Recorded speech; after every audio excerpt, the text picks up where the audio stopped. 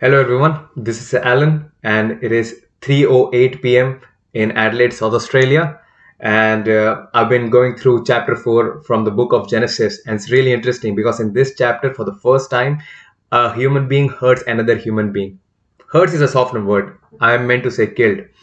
So this is how the story goes. So Adam and Eve, they have two sons, Abel and Cain. So Abel and Cain, them being God fearing brothers, they would offer sacrifices to God.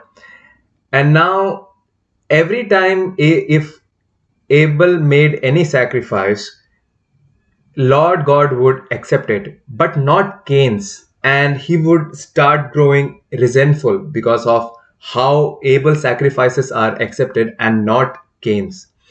So Cain would ask God, why would you do this to me? So in verse 7, God says, if you do well, will you not be accepted?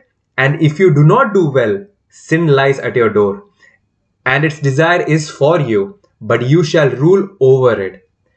So this is a very interesting verse, right? Because it says that probably Cain's sacrifices were not good enough for God. And that's a very interesting thing to think about because sometimes there are few people whose sacrifices have to be, for some reason, much greater than an average person's sacrifice. We don't know. Probably Cain had a more latent ability than Abel, so he had to sacrifice more of himself to manifest what he had to bring into the world. But instead, I think he grew jealous, and that doesn't end well. At the correct time, Cain finds Abel in the field and Cain just kills him. And now, the God being omnipresent and all knowing, he would call to Cain. And now Cain was very afraid, right? Because now he thinks that people would come after him to kill him because he took his own brother's life, right? So now he is very afraid of being found. But in verse 15, God says, and the Lord said to him, therefore, whoever kills Cain, vengeance shall be taken on him sevenfold. And the Lord God set a mark on him, lest anyone finding him shall kill him.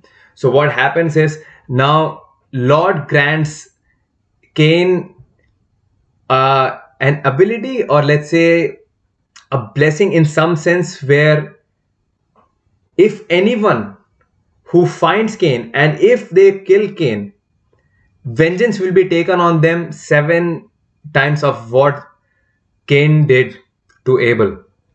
Now that is something, because now you would think, why would God protect a sinner? What I could understand from my from reading this verse is that probably hate multiplies, right? Let's say A kills B, B's family kills A, and now kill A's family goes after B's distant family, and B's distant family goes after A's distant family. So probably the math that's given here, the math of 7 times, it's given because hate multiplies, and if you try to counter hate with hate, probably all that remains is hate. So I think Lord wanted to prevent that. And now, in relation to this story, after this, on this, in the seventh generation from Adam, right? This another, his great. I don't know if those were the correct number of greats, but yeah, in the seventh generation, there was a man that was born. His name was Lamech, and now he killed a man and a young man, right? And he told his wife that he had killed him, and he also proclaimed for himself, he said that if anyone kills me, vengeance shall be taken on them 77 times.